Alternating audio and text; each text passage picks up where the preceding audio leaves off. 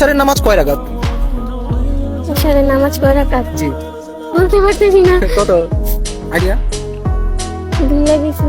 তাই। বাংলাদেশের সুপারস্টার কে? সাকিব আল হাসান। বাংলাদেশের সুপারস্টার সাকিব আল হাসান। আচ্ছা, ভালো বলছেন।